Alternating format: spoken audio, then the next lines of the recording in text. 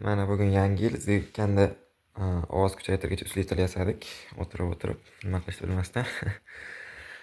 Ko'rib turibsizlar. Uslitelimiz. Ikkita kolonkani ketma-ket uladim, ya'ni quvvatini oshirish maqsadida. Bu yerda TD2030 degan mikrokontrollerdan foydalandim. Qolganlari mayda juda narsalar. Mana kecha yasagan blok kutaniyamiz. Blok kutaniyamizga hozir ulab ishlatib ko'ramiz. Blok kutaniyamiz yondi. Hop. Endi buni ikkitasini bor edi, mana bittasi plus, bittasi plus minusini chiqarib ketgandim mana. Mana ko'rib turibsizlar, uni plusiga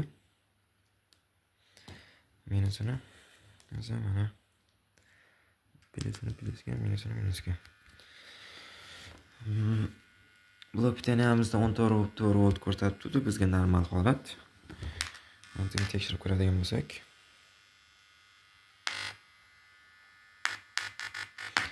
Yaxshi, telefonni qo'yib muzika tiqib ko'ramiz.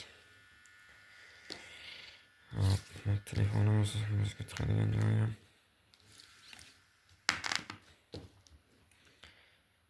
Telefonimizni ochib oldik. 7880.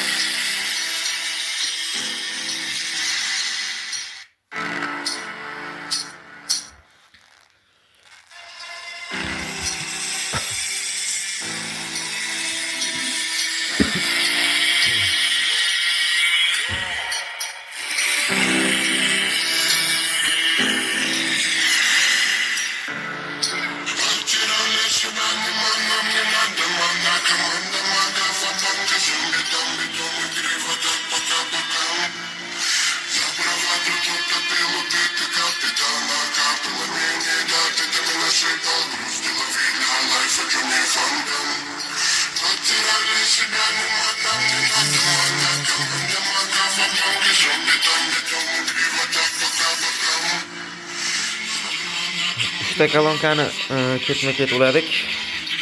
Lekin shunda ham ovoz yaxshi emas, sababi bu kolonka ham ishdan chiqqan, bunisi ham kuchi yetmayapti buni. Bu vaqtni tekshiryapti, mamlakatda teshiklari bor. O'shaning uchun bu normal kolonka topolmadi, hammasi bijirlab yotibdi. O'shaning uchun ovoz yaxshi chiqmayapti. Lekin mini uslitilimiz yomon chiqmadi, yaxshi. Mana yetarli darajada kuchaytirib beralyapti. Kamida 25 vatli. 25 vattgacha ham kuchaytirib beralyapti.